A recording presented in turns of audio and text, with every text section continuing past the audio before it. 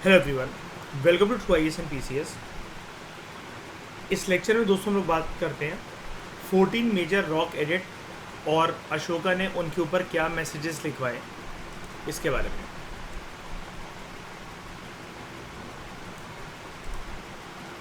पहला rock edit, ये major rock edit है, ठीक है। उसके ऊपर लिखा हुआ था, और ये एक और बात, पिलर अलग होते हैं, रॉक अलग है। It declared prohibition of animal sacrifice, यानी कि उनको मारना नहीं है, काटना नहीं है, और किसी भी पर्पस के लिए, चाहे फिर वो रिचुअलिस्टिक पर्पस के लिए हो या फिर अगर आपकी इंटेंशन जानवरों को मारकर उनको खाने की हो। Simple. Second major rock edit,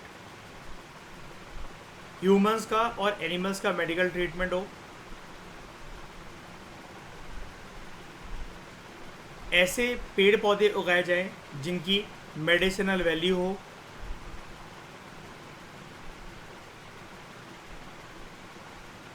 and roots, medicinal herbs and roots, fruits and digging of wells, कुएं खुदवाए जाए आम जनता की भलाई के लिए, ताकि उनको पानी वगैरह मिल सके, और थोड़ी बहुत इरीगेशन फैसिलिटीज जो आसपास उनको चाहिए वो मिल सके। थर्ड मेजर रॉक एडिट, it mentions Pradeshika, Rajuka and Yukta and their need for going on tours of inspection every 5 years as part of their duties। और ये ऑफिसर्स की बात हो रही है, ठीक है, कि हर 5 साल में वो इंस्पेक्शन पे निकलें पूरे देश में धर्म को प्रीच करते हुए, और लिबरल एटीट्यूड रखें टुवर्ड्स ब्राह्मण एंड श्रमण। अगर अशोक, जो पहले वाला अगर अशोक होता कलिंग युद्ध के टाइम पर या कलिंग युद्ध से पहले, तब वो ये सारे पॉइंट रखता, लेकिन ये लास्ट की 2 चीज़ें बोलता क्या, प्रीचिंग धम्मा या फिर हैविंग लिबरल एटीट्यूड टुवर्ड्स ब्राह्मण एंड श्रमण? बिल्कुल नहीं। इंस्पेक्शन करने पूरे राज्य में 3 ऑफिसर्स को भेज रहा है, ये वाली बात तो समझ में आती है, लेकिन काफ़ी ज़्यादा स्ट्रिक्ट रहता ना उनसे, अगर धम्म की पॉलिसी को अपनाने से पहले, है ना। लेकिन अब बोल रहा है कि इंस्पेक्शन करने निकलेंगे, धम्म को प्रोपोगेट करेंगे, प्रीच करेंगे, और लिबरल एटीट्यूड रखेंगे टुवर्ड्स ब्राह्मण एंड श्रमण। तो ही मेंशंस प्रादेशिका, रजुकास एंड युक्तास, ठीक है। हम देखेंगे अभी इन सारी टर्म्स के बारे में, और पहले पेलर पे क्या लिखा हुआ है उसको देख लो। फोर्थ मेजर रॉक एडिट, Bheri Ghosh war drum, it was replace by धम्म घोष। युद्ध का डंका अब किससे रिप्लेस हो गया? धम्म के डंके से। कि अब अशोक ने इस मेजर रॉक एडिट में ये लिखवाया था कि आप लोग अभी तक मुझे जानते थे कि मैं चक्रवर्ती सम्राट कैसे बनता था, हर बार किसी नए एरिया को कैप्चर करके उसके राजा को मारकर वहाँ पर किंगडम के अंदर पूरा का पूरा अत्याचार मचाकर अपने आप को दिखाता था कि देखो मैं कितना बड़ा लीडर हूँ, कितना बड़ा रूलर हूँ, मेरे सामने कोई नहीं टिक सकता, और मुझे एक्सपेंशन अगर करना आता है तो कंसोलिडेशन करना भी आता है। युद्ध का डंका जिस नई भूमि पर मैं कदम रखूँ उसके साथ बजता है, और हमेशा मेरी विजय होती है। अब अशोक कहता है कि मुझे समझ में आया, विजय किसी किंगडम, किसी शत्रु पर, उसके रिसोर्सेज पर कब्जा करने से नहीं होती है।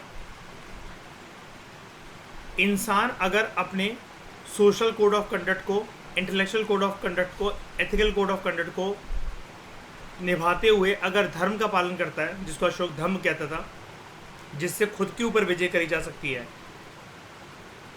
वो डंका ज़्यादा महत्वपूर्ण है, ज़्यादा इम्पोर्टेंट है, ज़्यादा जोर की बजेगा as compare to bheri ghosh यानी कि border. And king Ashok attached greatest value to this duty. जैसा कि अभी मैंने आपको ये सब कुछ बताया कि अब उसके जीवन में जो प्राइमरी रिस्पॉन्सिबिलिटी है वो क्या है, युद्ध लड़ना या फिर धर्म की राह पर चलना या फिर धर्म को प्रोपोगेट करना।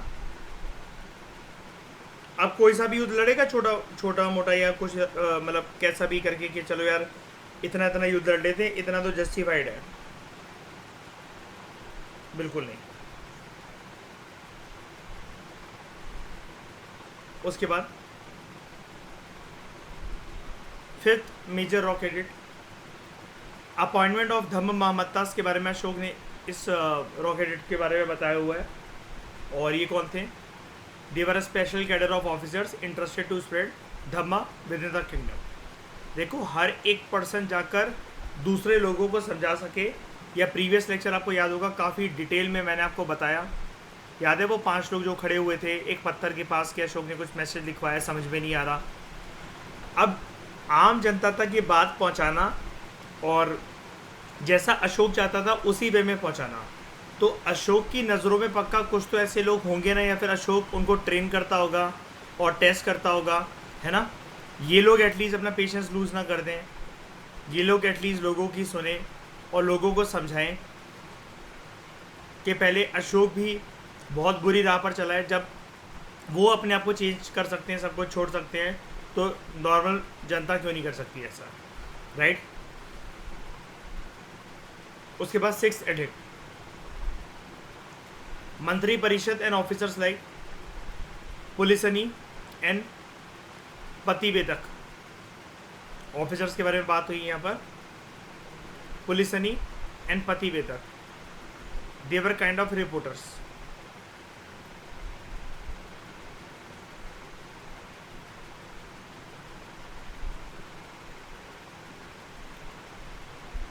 ये कुछ भी अगर रॉन्ग डूइंग हो रही होगी तो किसको आके बताएंगे? पूरे मौर्यन एम्पायर में कुछ भी अगर गलत हो रहा होगा तो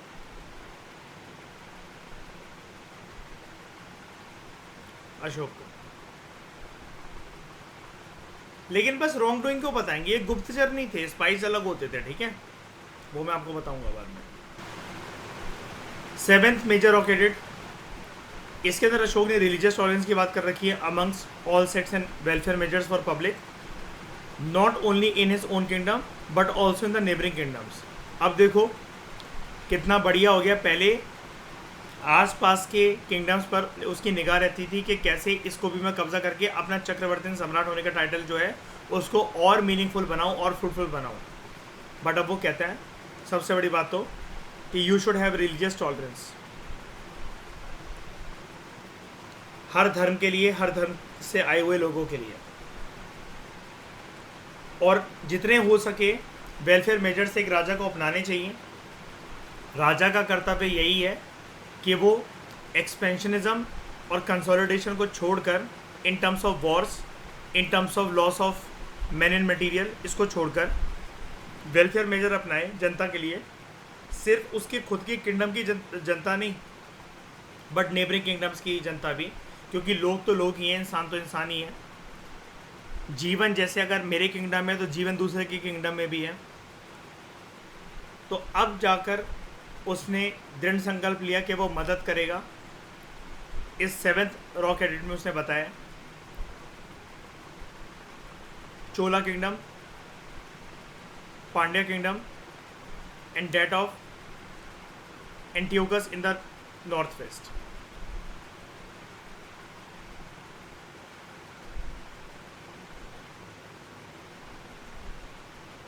उसके बाद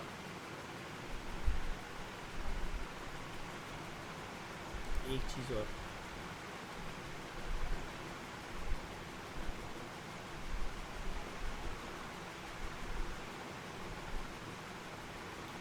ये बाकी जितने भी जो किंगडम्स है ना,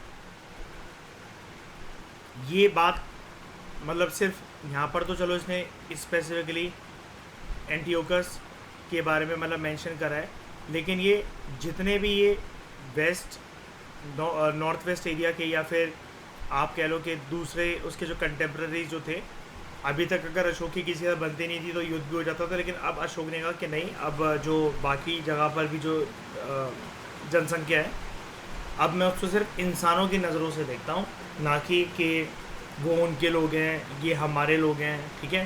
तो अब अशोक की नज़रों में जो भलाई करने का जो क्राइटेरिया था, वो मौर्यन एम्पायर, मौर्यन किंगडम से होता हुआ और ज़्यादा फैल गया था कि अब उसने दृढ़ संकल्प ये लिया कि किसी भी एम्पायर के लोग हों तो वो मेरे लिए इम्पॉर्टेंट है, अगर मैं उनका भला कर सकता हूँ तो मैं उनका भला करूँगा। 8th एडिक्ट, लेकिन उसने मेंशन स्पेसिफिकली इस 7th एडिक्ट के अंदर चोला, पांड्यास और एंटियोकस के बारे में ही करा था। आप खुद से चेरास या फिर जितने बाकी ये जो दे रखे हैं, इजिप्ट, सीरिया, लिबिया, आप खुद से मत ऐड कर देना, ठीक है। उसके बाद 8 एडिक्ट, रॉयल प्लेजर टूर्स, विहार यात्रा, दे वर रिप्लेस्ड बाय धम्म टूर्स। पहले जाता था दूसरे राजा के साथ मिलने के लिए, अपनी डिप्लोमेटिक पावर्स को बढ़ाने, अपने वर्चस्व को बढ़ाने, अपनी वाहवाही सुनने कि कैसे दूसरे राजा ये कहते हैं कि अगर मौर्यन साम्राज्य नहीं होता, अशोक नहीं होता, तो हमारा अस्तित्व भी नहीं होता, हम भी नहीं टिके रह सकते थे। पहले अशोक को इस प्रकार के डिप्लोमेटिक टूर्स करना बहुत पसंद है दूसरी कंट्रीज में। फॉर एग्जाम्पल, जैसे उसके जो कंटेम्प्रेरीज थे वो उनसे मिलता था, Antiochus II of Syria, Ptolemy II of Egypt, Antigonus of Macedonia, Magas of Libya, Alexander of Epirus. लेकिन अब क्या है, Vihar Yatra were replace by Dhamma tours, Dhamma Yatra. अब ये विहार चैत्य विहार नहीं है, रॉयल प्लेजर को बोला जा रहा है यहाँ पर, डिप्लोमेटिक टूर्स को, ठीक है, जिसमें राजा अपनी वाहवाही सुनना चाह रहा है और मज़े करने जा रहा है। तो Ashoka himself went to Sambodhi at Bodh Gaya. और बोध गया कौन सी जगह थी जहाँ पर बुद्धा ने क्या अटेन करा था?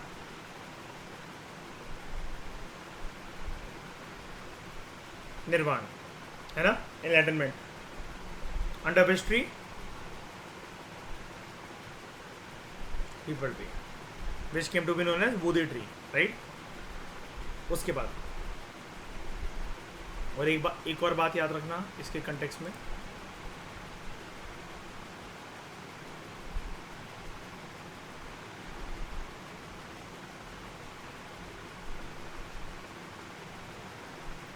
वो कौन सी बीवी थी जिसने उस बोधि ट्री को कटवाया था पूरी की पूरी तरीके से और दोबारा वहाँ पर बोधि ट्री आ गया था?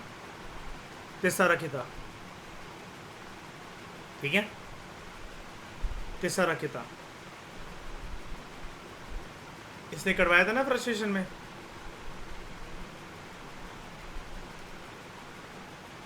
दोबारा आ गया था कि नहीं आ गया था? वो वहाँ पर दोबारा ग्रो कर गया था, बिल्कुल कटवाया था, लेकिन वो हर बार आता ही रहा है, ये उसकी खास बात रही है। 9th addict, criticism of the uselessness of various ceremonies, कि जो होती है मतलब रीति रिवाज, परंपरा वगैरह, या फिर सेक्रीफिशियल ट्रेडिशंस। तो इस एडिट के अंदर अशोक बोलता है कि ये सब यूजलेस है और उसको क्रिटिसाइज करा उसने, and instead lays stress on dhamma and moral conduct. अब अशोक का नेचर जो यहाँ पर हो गया है, आप लोग ही बताओ, शरे ये किसी को रास आएगा? दुश्मन मानेंगे कि इसको एकदम से क्या हो गया? ये हर जगह पर, हर पॉइंट, हर पिलर के अंदर आप देख लो, धम्म मामता धम्म, धम्म घोष, धम्म टूर्स, ठीक है, हर जगह पर ये। अब एनिमल सेक्रीफाइस को छोड़ो, अब एनिमल्स के लिए हॉस्पिटल बनाओ, ऐसे पेड़ पौधे उगाओ जिससे मेडिसिन बन सकें, और जनता सिर्फ हमारे यहाँ की जनता नहीं है, हमें दूसरे जो है उनके लिए भी हमें जो है एक रिस्पेक्ट होनी चाहिए और हमें उनका भला करना चाहिए, चाहे वो फिर किसी दूसरे किंगडम से क्यों ना बिलोंग करते हो। तो एकदम से लोगों को या फिर इसके शत्रु को ये वाली जो इसकी टेंडेंसी है, ये रास आएगी एकदम से? बिल्कुल नहीं। उसके बाद 10th edict, king desires no more fame और ग्लोरी। इसने बोला साफ तरीके से 10th मेजर रॉक एडिक्ट के अंदर कि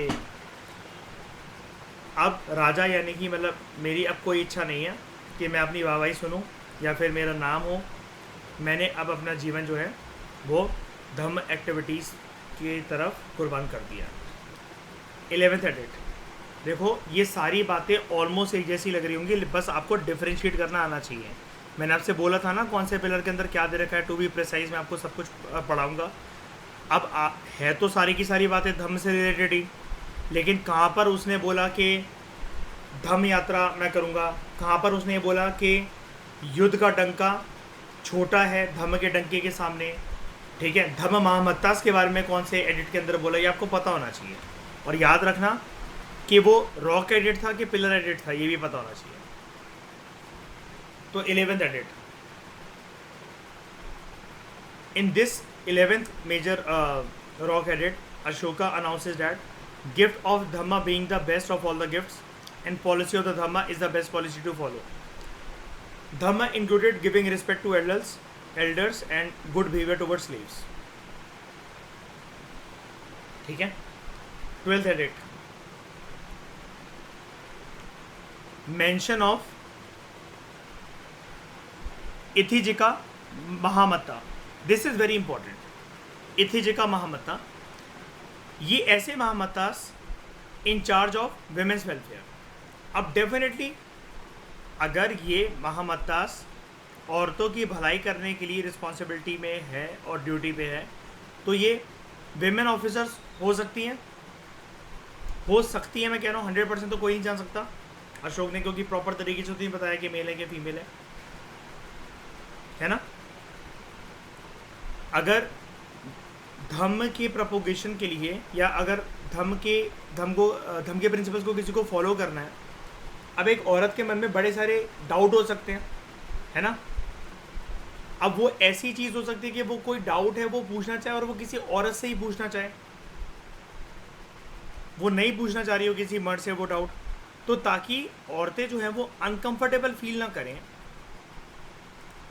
तो इसके लिए अशोक ने धम्मामत्ता तो आप जानते हो, लेकिन उसके अंदर जो औरतों की भलाई या फिर औरतें जो हैं उनसे बात कर सकें और स्पेशल फोकस के साथ वो औरतों की भलाई के लिए मतलब जो है वो काम कर सकें, उसके लिए जो महामत्तास थे वो कौन से, इथिजिका महामत्ता।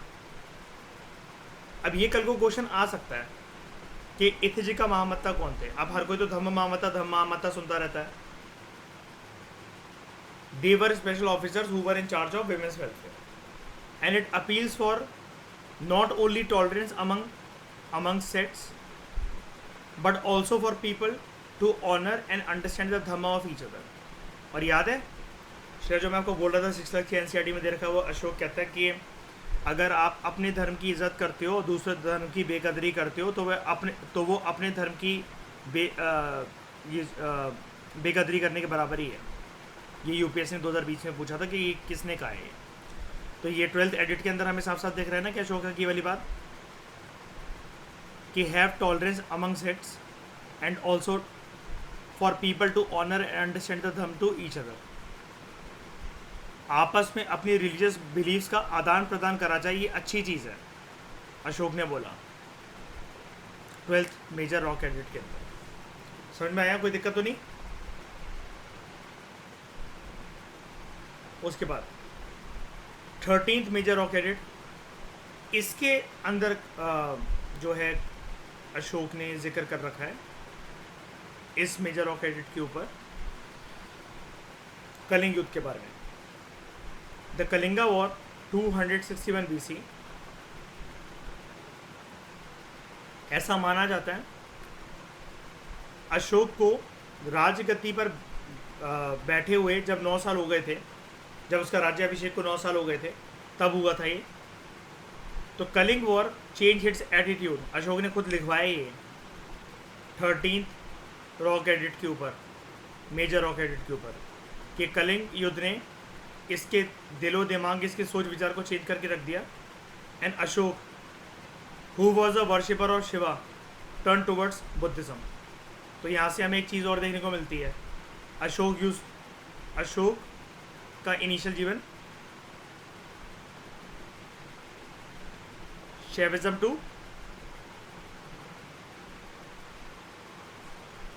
बुद्धिज्म। वही वाली बात है, वॉयलेंस करने, मतलब अपने आप को सेटिस्फाई करने के लिए बोलकर निकल जाता होगा हर हर महादेव। मतलब जैसे रूलर्स होते हैं ना, अपने ऊपर ही, मतलब अपने दिमाग के अंदर ही कहानी बना करके, ये युद्ध में जीतना तो हमारा वो है, कर्तव्य है, ऐसा है वैसा है। तो कई लोग माता रानी का जैसे ठकुराइन नाम ले लेते हैं, है ना, काली माँ का नाम ले लेते हैं, दुर्गा माँ का नाम ले लेते हैं, तो इस शिवा का नाम लेकर जो था ये चल पड़ता था युद्ध पर। लेकिन बाद में ये बिकेम अ बुद्धिस्ट वगैरह। Digvijay was replace by dhamma vijay, the sword was replace by dhamma, bheri Ghosh, war drum, युद्ध का टंका, it became law, dhamma ghosh, या इट वॉज रिप्लेस बाय धम्म घोष। तो अशोक यहाँ पर बताता भी है इस 13th एडिट के अंदर। अच्छा, क्या मैं इसको सबसे ज़्यादा इलेबोरेटिव और डिटेल्ड रॉक एडिट बोल सकता हूँ? मेजर रॉक एडिट अशोक के द्वारा स्थापित करा गया है ना, आपको दिख ही रहा है, पैराग्राफ से भी दिख रहा है, इतनी सारी बातें हैं। His Dhamma contain the essence, the good qualities of all the religions of the world. King considered victory by Dhamma कि यही सबसे इंपॉर्टेंट विक्ट्री है। Mention of victory by Dhamma on his Hellenistic neighbours like Antiochus and others like Cholas and Pandyas.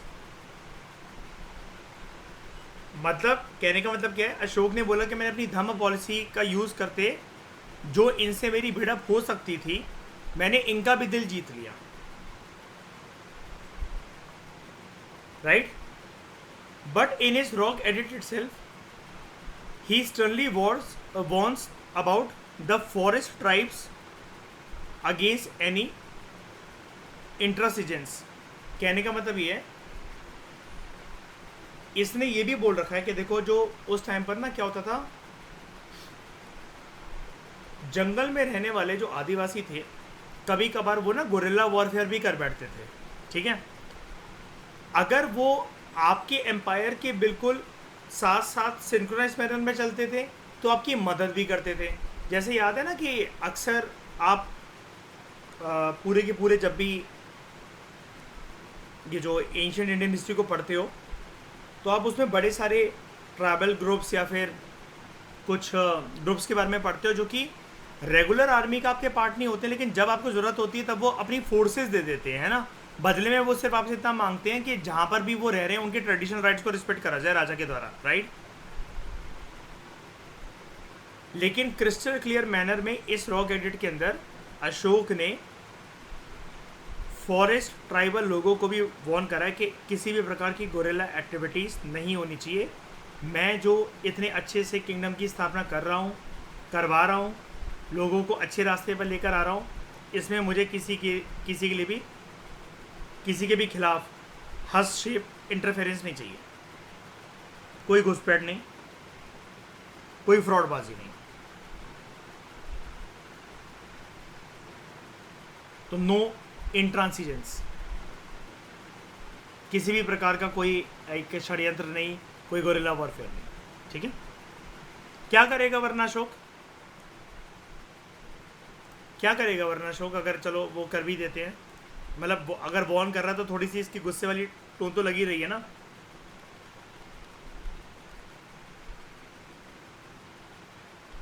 क्या करेगा अगर वो forest type इंट्रांसिजेंस करती तो,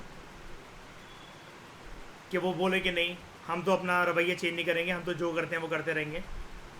if they refuse to change one's views और to agree about something. Mahamattas के थ्रू उन तक मैसेज पहुंचाया जाएगा कि देखो चेंज करो अपने आप को, है ना। क्या के वॉयलेंस यूज करा जाएगा बताओ। हाँ बस ये है, लेकिन जितना जितना हो सकेगा अशोक उतना प्यार से समझाने की कोशिश करवाएगा उनसे, है ना। उसके बाद 14th एडिक्ट, इसके अंदर अशोक ने बता रखा है कि उसने रॉक एडिट ये जो स्थापित करा है, इसका पर्पस ही क्या था, क्यों करवाएगा ये स्थापित।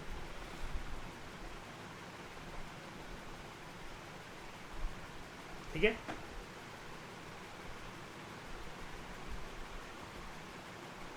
इसको वैसे अब आपको लग सकता है इसको शुरू में ही बोल देना चाहिए था, लेकिन इतना कुछ करवाने के बाद जिसने जो 14th मेजर रॉक एडिट है उसके अंदर ये चीज़ लिखवाई कि उस ये वो मैसेजेस लिखवाता ही क्यों है, इससे क्या हो जाएगा।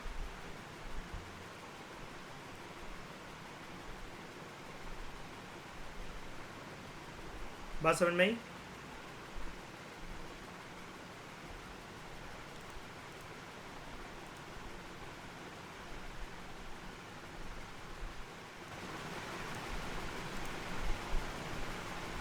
कोई दिक्कत यहाँ पर आपको। तो इस डिस्कशन में दोस्तों फिलहाल इतना ही। Thank you very much for discussion.